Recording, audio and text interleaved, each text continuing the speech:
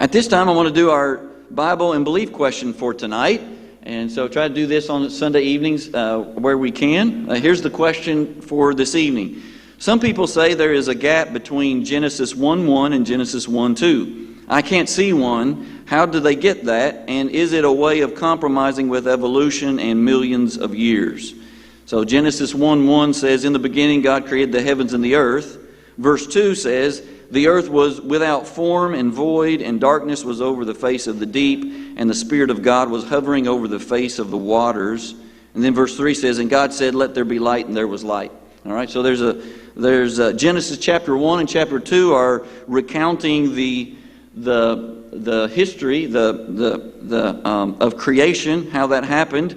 And I personally believe that creation took place exactly how Genesis 1 and 2 says.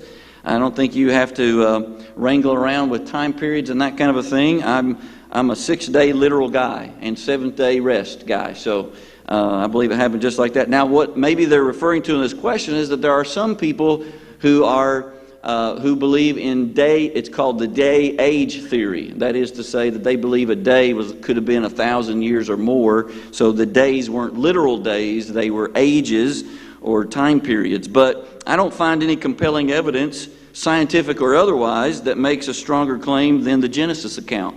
And so that's why I believe in the literal days. Evolution is a current theory.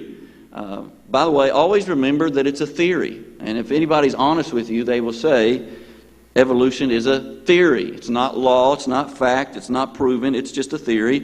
And it's a theory that takes a bit of established truth.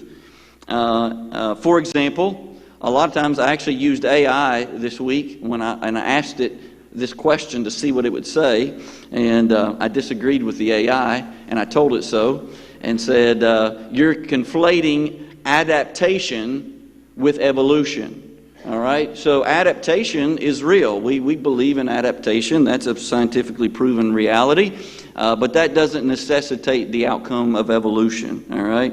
And so they take that bit of truth and then they make a huge leap at the end that they make conclusions with. So I think that evolution is problematic scientifically because it can't really be proven. And 2, it's problematic theologically because God created man in His image.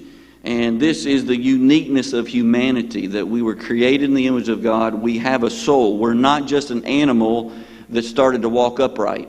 All right? We have a soul, a spirit that God has given to us, unlike animals.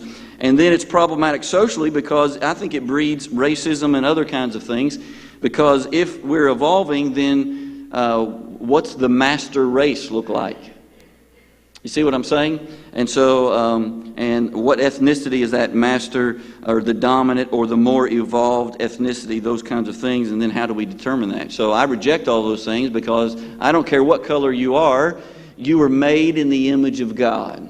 All right? And so socially, scientifically, theologically, I reject it on all those things. So that's the Bible and belief question this evening. You're free to disagree. All right?